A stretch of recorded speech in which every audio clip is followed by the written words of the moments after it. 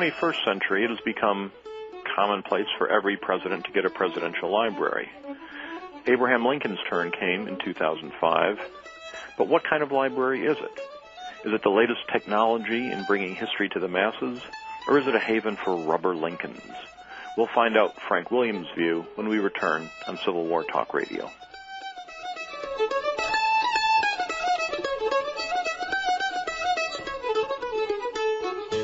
Have you let your website go stale? Wish you didn't have to wait for your web developer to return your call when you want to update content? You don't have to. Now you can easily and instantly manage your own website content using affordable Avalar technology. Avalar is a website development and hosting company that provides turnkey internet solutions for companies like yours that need to stay focused on core business. Avalar gives you the power to control your website and make updates and additions in real time without having to learn HTML or other complicated programming tools. Websites powered by Avalar feature capabilities that attract more customers and enhance relationships with existing customers. Avalar offers a multitude of leading-edge solutions, including lead generation and referral tracking, shopping carts and payment processing, membership management, and search engine optimization, to name a few. Take advantage of the full power of the Internet using Avalar technology at www.avalar.com. That's AVALAR.com. Vitality is a natural expression of health, success, and fulfillment, and yet it's rare to meet people bubbling with vitality. That's because most of us push ourselves too hard, and when we trigger the internal alarms that tell us to change our diets, attitudes, or activities, we ignore them. Allowing outside pressures to override our internal alarms undermines our health, sabotages our success, and limits our potential. If you're ready to reclaim your natural vitality, to begin living a life you love, visit thevitalu.com. You're listening to World Talk Radio, where the world comes to talk. To speak with our show hosts or guests during the live show, call us toll-free in North America, 888-514-2100. Everywhere else, call 001-858-268-3068.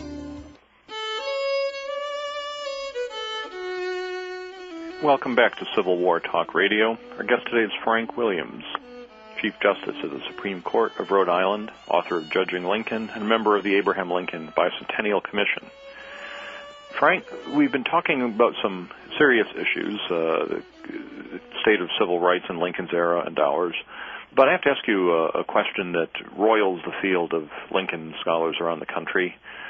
What is your view of the new Abraham Lincoln Presidential Museum in Springfield that has officially opened now in 2005? Well, I as you know, I haven't seen it yet. I'm going to be out there for the opening, and I will tour it, of course, and form an opinion.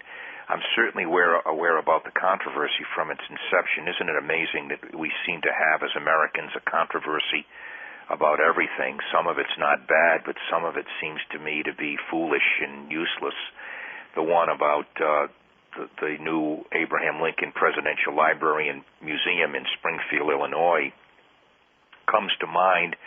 I hear no complaints about the library. There was some construction problems that had to be resolved with the architect and the contractor, but very good reports from people like Doug Wilson and Rodney Davis, who are in Galesburg and have used the new library that was dedicated last year.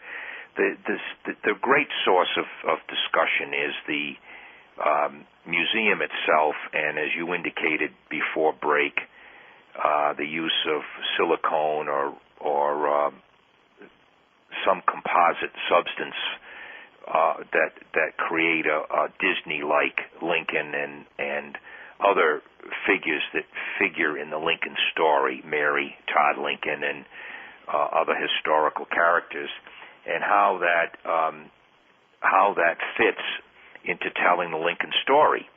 And that Richard Norton Smith, who is the executive director, takes this very broad view that whatever works, especially with young people, is fine, and they will connect with this better than the former formats that we grew up with that were one-dimensional. Here you have music and voices and vignettes.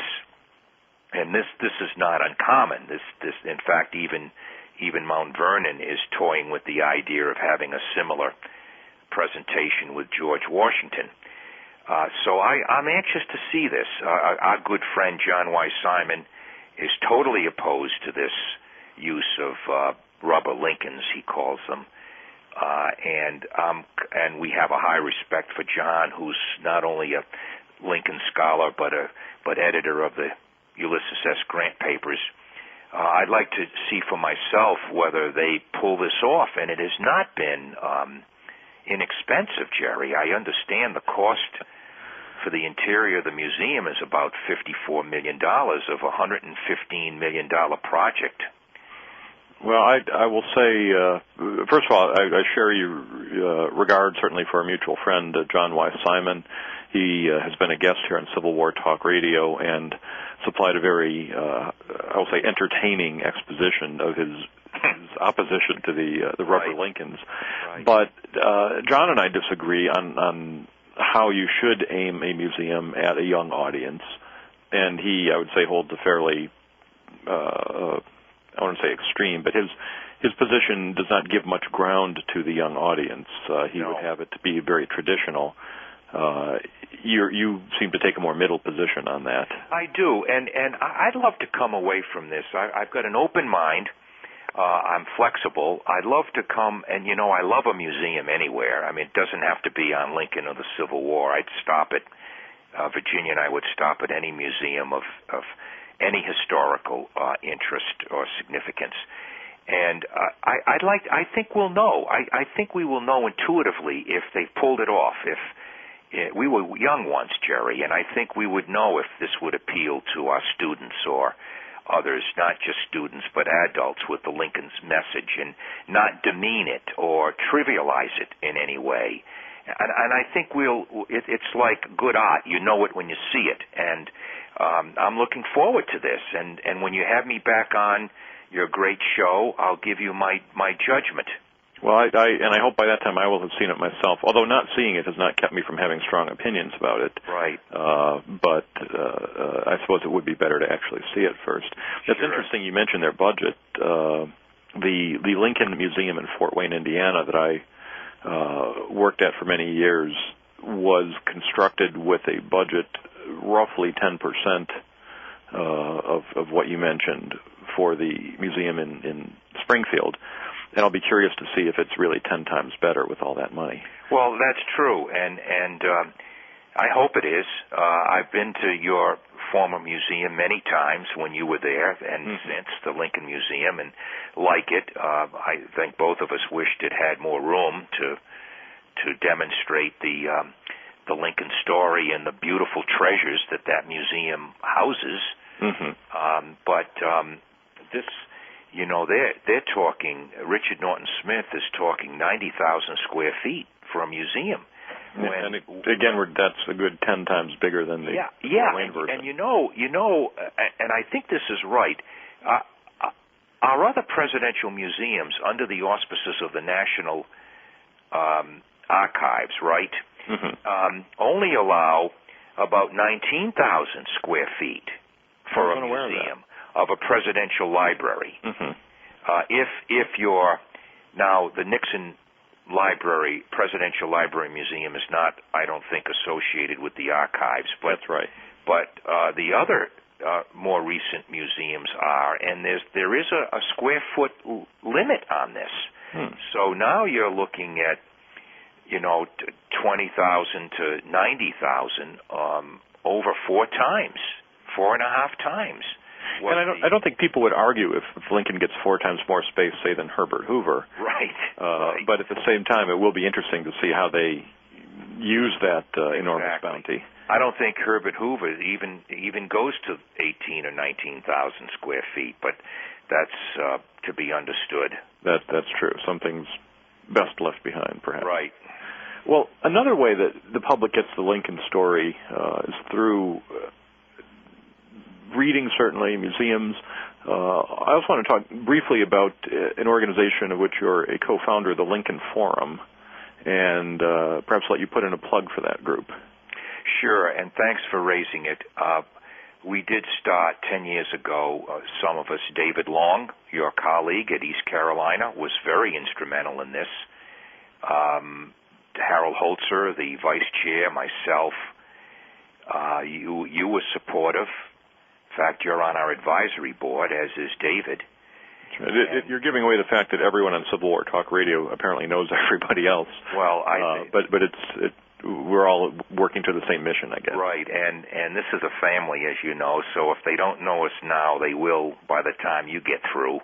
Mm-hmm. And we meet every year in Gettysburg, November 16th to the 18th, backing into the anniversary of Lincoln's Gettysburg Declaration on November 19th, which is another whole series of events for that day and evening that involves the National Military Cemetery where Lincoln spoke, and a luncheon with the Lincoln Fellowship of Pennsylvania, and the Fortenbaugh Lecture that's given by Gettysburg College. They have someone come in every year to do that. And we do our thing for 2.5 days with bringing in presenters and other programs with a battlefield tour for those who haven't seen the Gettysburg battlefield. We have alternate programs for spouses who don't want to go to the battlefield, for example. This year's theme is the assassination because of the anniversary, and we have Ed Steers coming. He wrote Blood on the Moon, and Michael Kaufman, whose book American Brutus about John Wilkes Booth will be there. Jay Winnick will give the keynote. He wrote April 1865, very, very well-received book. And we've got some old-timers coming like Tom Turner, who wrote Beware the People Weeping, and Tom Goodrich, who has a new book out from Indiana University Press on the public's reaction to the assassination. And we'll have a panel to discuss the assassination itself with these people. So it's a great event, and as you know, Jerry, because you've been there more than once as a presenter and a moderator, this is family. These people are great. There's no false pride. You've got men and women and young and elderly and professional and non-professional and students, and they all get along. And many are repeaters, come every year. And everyone is welcome with this kind of a spirit. No, everyone's there to learn, and so there's the sociability of this, I think, enhances the scholarly part of it. It is. I will say on behalf of it, I think it's a unique organization, and if you're interested, if listeners are interested, they might look at the LincolnForum.org. Do I have that I'm right? glad you mentioned that. www.thelincolnforum.org. There's information about the forum and a registration form that you can use. We can only deal with about 200 attendees, and I think we have maybe 70 now, and we just started with the forms. For November of 2005. Right. So if those are interested, should hook on and get their room reservations as soon as possible. We'd love to have them come. I remember when you were there the first time with Emily and the two girls, it was a birthday party. That's true. My daughter, Caroline, born Caroline, just a few days before the Gettysburg Address was delivered many years later. So, I mean, that's what... And didn't we have someone who was the composer? Hal David. David, who did the Sundance Kid, right? That's right. And had a copyright for a lot of these. He led the Happy Birthday song for your daughter. That's true, and the few times I've seen her blush beet red in her whole life, that was a lot of fun. And that was a lot of fun. And but let me say that the Lincoln Forum differs from a lot of meetings in just that way. It's you have a series of presentations by primarily professional historians, and it resembles an academic meeting, a professional historians meeting in that sense. But the people who attend it are mostly not professionals. That's right. And it's more of a social event in that sense. But it combines the best of both worlds. It's not purely social. The presentations are quite serious and worthwhile, but it's not filled with academics gossiping and backstabbing one another like a professional meeting. Right. So it's worthwhile in that sense, too. And we take pride in that, as you know, Jerry, because we think that's part of the Lincoln story, too, is how we get along with each other. And I think your listeners should not be intimidated by professional historians, because they do deliver the presentation at a level that everyone can understand. That's true. It is a very interesting meeting, and occasionally televised on C-SPAN. Yes, it was. So much of it was this past December, as a matter of fact, for the forum we held just the month before in November. Well, Frank, the music suggests we have once again run out of time here on Civil War Talk Radio, but I do want to say it's always a pleasure talking to you. Thank you. Likewise. I look forward to seeing you in November at the Lincoln Forum, if our paths do not cross before then. Thank you, Jerry. Likewise, and please give your listeners and David Long at East Carolina my very best wishes.